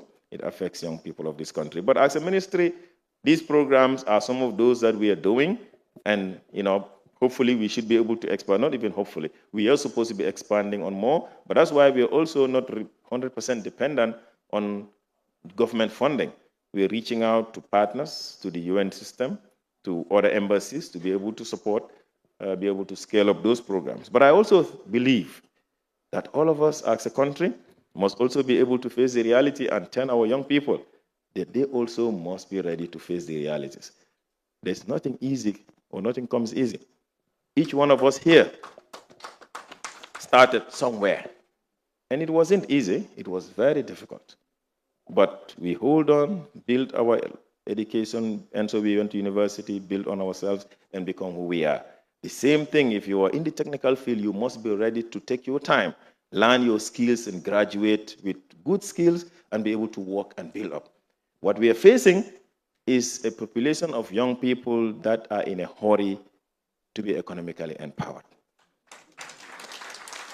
And it's not going to be that hasty. I know some of these conversations are difficult, but let's take it, for instance.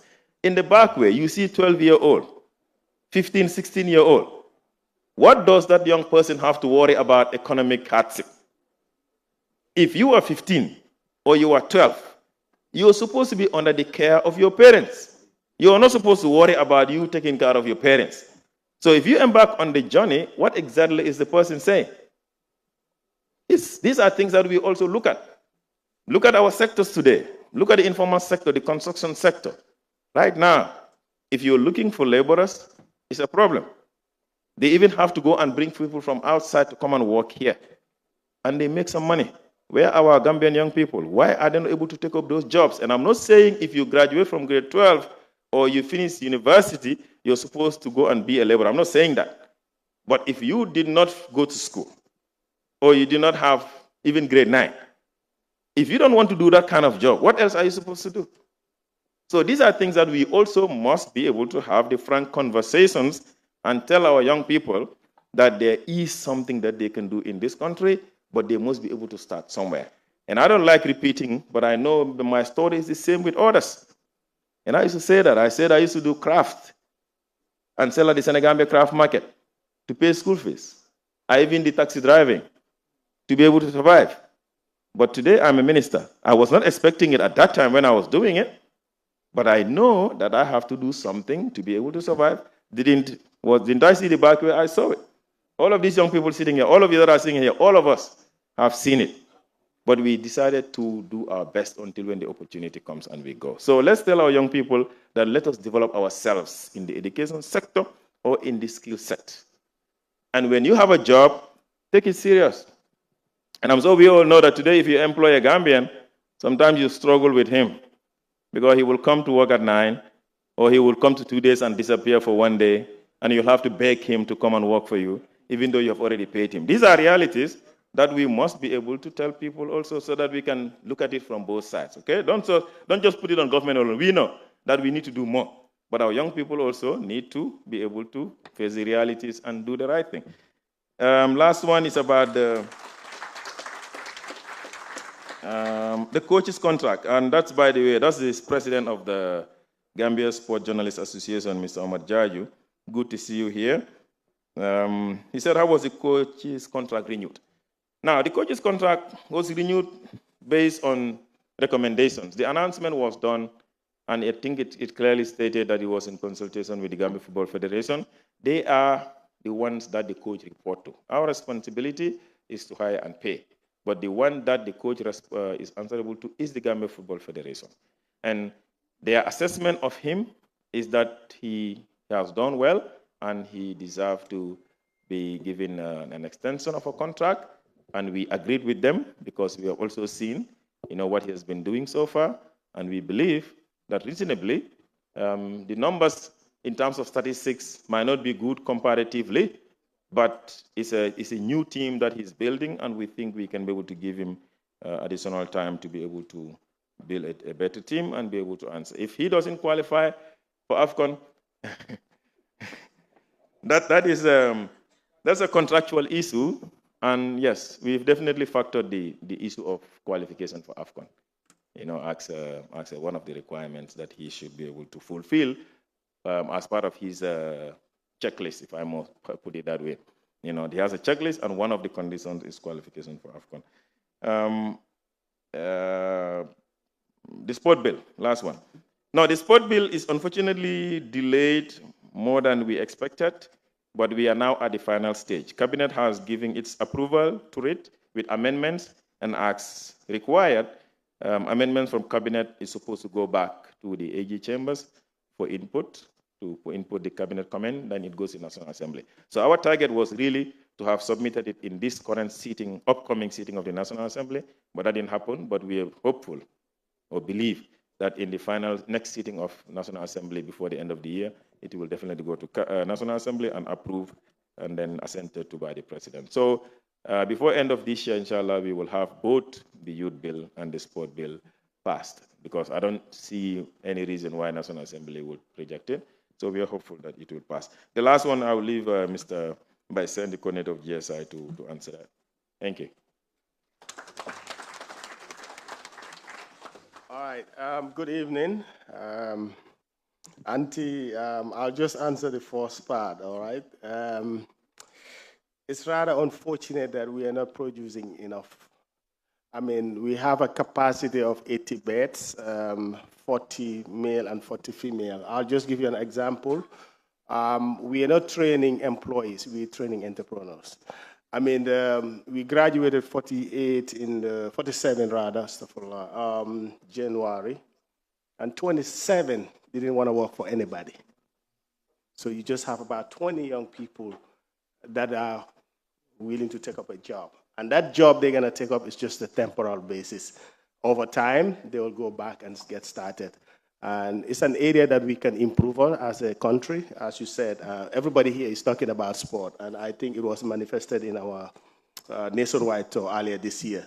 All the corners of this country, they only worry about sport, when definitely, I mean, we need to do more about putting food on the table. This afternoon, today, my own cousin texted me looking for an employee. It's rather unfortunate, but I mean, I think together with some of the partners, thank you, UNDP, and I hope we can expand. We have the idea of having mini song heights around the country, but unfortunately, we are stalled. We're still in North Banks, but still with limited access, as I said, 80 beds. Currently, we have additional 32 beds that are under construction. So come 2027, we'll have additional 32 beds on top of the 80. And we also have a sister organization in the corner in Farafenni, also Balingo. But I think as a country, we still could do better in terms of producing what we eat. Yeah, it's a big challenge. Every day or every week, I get a call all over looking for employees, and we cannot. I hope I answer as much as I can. Yes, thank you. So we will take a final round of questions, but only one question each. 3 questions, 1 question each. Honorable Minister will answer, and we go for the closing. Honorable Minister. Thank you. My name is Janke Sise, The Point newspaper. My question is, I understand.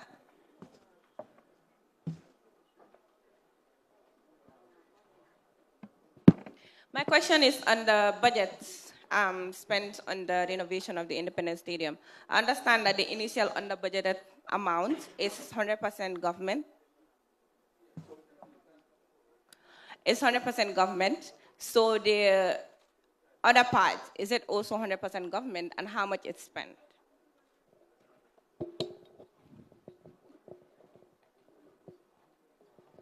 Good evening, everyone. I have a question to the Ministry of Youth and Sports.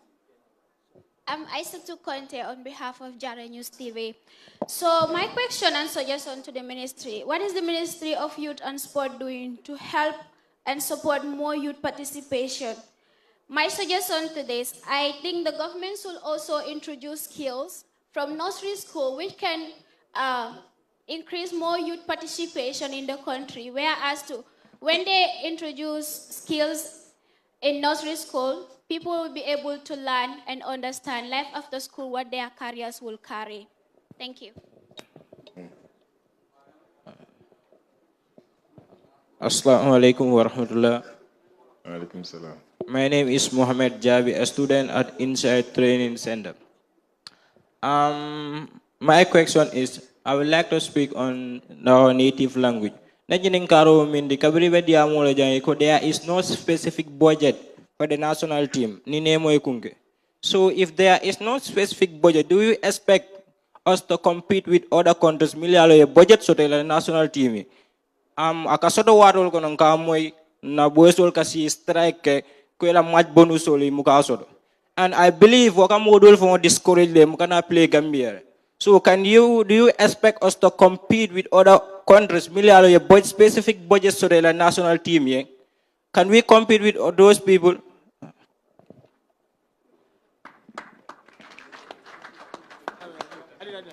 Thank you. I'm sorry, I would have to probably get the one from Isidro. I missed that. But the one from Ms. Janke about the stadium funding, yes, I mean, it's still the same. The stadium renovation is 100% funded by the government of the Gambia. No other funding apart from government funding. And our cities, we are at $375 million. That is what it has been spent or will be spent so far. So that's the budget. It doesn't mean that that's what has gone there already. But by the time the work ends, that is what is anticipated, because payments are done in phases upon completion of milestones, and you pay. But it will be at a total of $375 million. Mohammed, I said I'll get back to you. The specific, why, if you don't have a specific budget for the national team, yes, no, I said that. But it doesn't mean that we don't have a budget for sports. What I said is we have one basket fund for sports, and we release it based on needs, based on requests, and based on the activities that we have. Because you cannot do that because you have so many associations, not just football. You have all the other associations that you know about, and each one of them will have a team.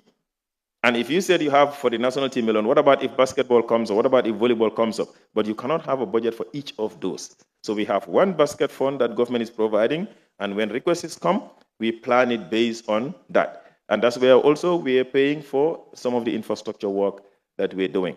But the reality is there has been a lot of investment in the national team lately from government side. And I always say this, yes, you can have good players, you can have a good coach, but if the money is not there, the team cannot do much. So government funding is a great contributor towards Gambia qualifying for AFCON for the first time and for the second time. Government funding is why our athletics are doing what they're doing today with Ginabas and others. And government funding does a lot in terms of all the other associations. So there is money for sports. We just need more. And all of us, myself including, do advocate for more funding. And the people are here, you know, the Minister of the Civil Service, the Chief of Staff is here, the Secretary General is here. They're hearing you. So hopefully they will be able to add their voices for us to get more money, all right? I said, sorry, I'm sorry, I'll have to get your question. What was Elaine Kara woman in the phone?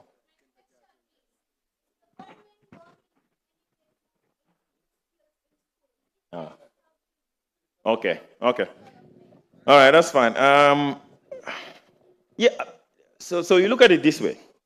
There is a new shift altogether in terms of skills development for young people.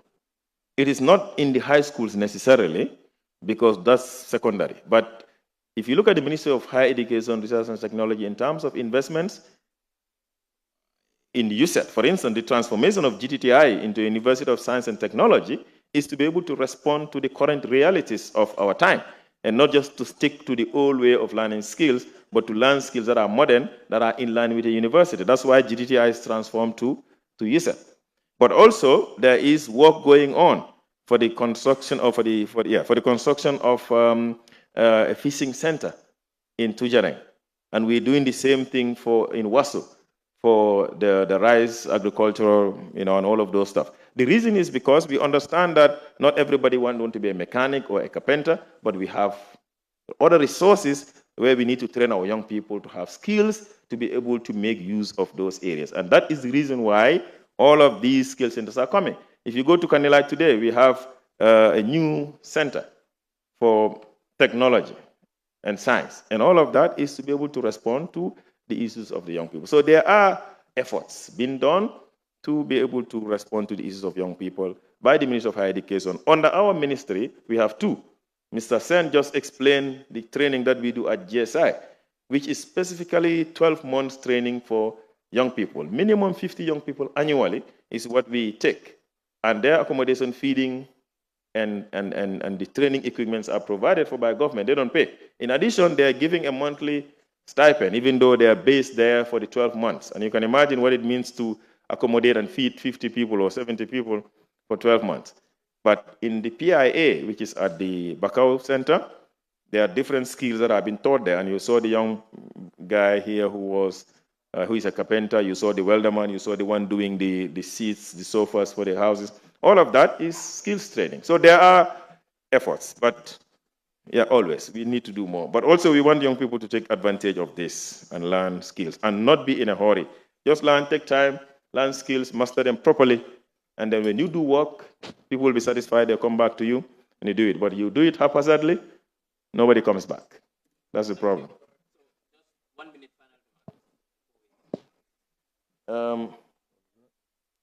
All right, so I think I've talked too much. So I want to leave my peers to do the final remark on behalf of the minister.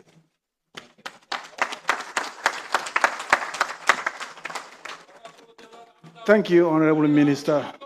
What a great job. I'm so proud to work with you. And I want to thank all of you for your attention and for being here. The message to all of us is, as responsible citizens of this country, I want all of us to consider ourselves as a stakeholder when we talk about empowering our youth and also helping our youth to develop, to grow and develop. There are so many social issues that are occurring in our societies, in our communities now. That's why everybody in this country should see yourself as a major stakeholder in empowering our young people and give them the necessary tools that they would need to compete, not only in the Gambia, but to compete globally. We are not preparing our young people just for Gambia. We are preparing our young people to compete with the international community. And to do that, it's not just sending you to a skills training center. When you go there, you have to make sure that you get the best out of the programs. And that is what is lacking here. Honorable Minister, I'm glad you mentioned that the problem with our young people is rush, the patience. People don't want to exercise patience. The Ministry of Youth and Sports, we still have confidence in our young people. We trust you. You know you are very ambitious and you are hardworking. We have good kids in this country. Our young boys and girls are fine people. We want to be there for you. We will give you all the necessary support. This new ministry, this Ministry of Youth and Sports, is very concerned when it comes to the development of our young people. We want to reach out to you. That is why we went all over the country to have a town hall meeting, to engage, to dialogue with our young people, to listen to you, to know what are your challenges and your concerns. And we had you well and clear. And we are doing all of what we can in partner with the government to come to your doorsteps, to make sure that this country still remains the best country, the most livable country in Africa. And Gambia, we can still do that. Honorable Minister, I thank you for giving us this opportunity. Although there are certain key achievements in our intervention side that we are missing in the documentary, that I would want to say here. We have so many success stories, and the ministry is also coming up with a documentary. We have a young guy who was a qualified teacher who decided he doesn't want to do teaching, he wants to go and do farming. He's in Berending. Last year alone, he sold over 200 rams, a young man, and he has employed over 15 people. We have another success story in Mansa Kunda. We have a military guy who spent 16 years in the military. He decided to come back, and he's been supported. He has employed more than 15, 20 people. We have a young guy who has a welding workshop in Kerawan, who is proud to say that he has employed 10 young Gambians. Thank you. So if all these people are contributing, we can say Gambia, we are on the right track. Thank you. And we should thank our leaders who are here today, and also His Excellency President for giving us the opportunity to serve you. I am so proud that, SG, I want to thank you for giving me the opportunity to work with the young people. I would not have been happy to end my career in civil service if I don't get the opportunity to work with the young people. And I thank you for that. Thank you. Thank you very much. Thank you. Thank you. All the achievements we appreciate. Youth issues are cross-cutting. And our investments on young people are not only within the domain of the Ministry of Youth and Sports. In higher education, the scholarships we provide and the universities we've built. In agriculture, the Giraffe Project and the Roots Project, helping young people into livestock and agriculture. In tourism, the creative industries, the multi-million-dollar investments done there with support from the World Bank and the EU and also the UNDP to support young people. So they are cross-cutting. So that brings us to the end. I'd like to thank, in particular, the ministers present today, Minister of Public Service, Digital Economy, Head of the Civil Service present here today, Chief of Staff, Deputy Chief of Staff, Director of Press, members of the Diplomatic Corps, the French Ambassador, the Turkish Ambassador, representative from Guinea-Bissau, rep from Senegal, the UNDP country representative, the UN country rep, my friend, representative from the Embassy of China. Senior civil servants, our partners, Astra Motors, Q Group, Comium, but also Bell Water Bottling, and everyone who attended this premiere of the Mansa Kunda and the launch of the Euroa documentary series. Our partners, the media, you are the conduit between the public and the government. We thank you for your support and your partnership, which is very critical to the consolidation of our democracy. And I thank all those Gambians at home watching us, both in the Gambia, also in the diaspora, the entire team of the Ministry of Information and Broadcasting Services, under the leadership of DPS, Kodu, Department of Information Services, Isa Davis, thank you for this. This is excellent. And keep up the good work. My advisor, thank you very much for your support. Haruna and the entire technical team, GRTS, and our partners, Star TV, QTV, GTTV, VOD, all those media houses that are supporting us, simulcasting this broadcast, making sure that every Gambian is watching this. I thank you all for your support. Honorable Minister of Youth and Sports, keep up the good job you and your team. We are proud of you. Thank you.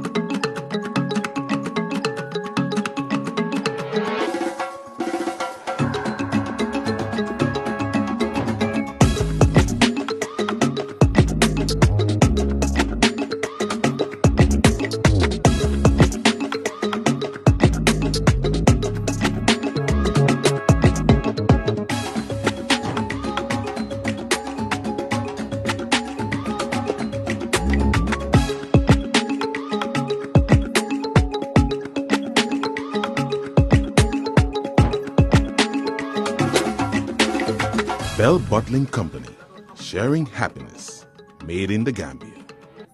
In today's world, speed matters, but slow internet can hold you back.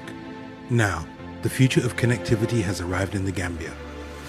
QCell's Q-Fiber, ultra-fast, ultra-reliable internet designed for the way you live.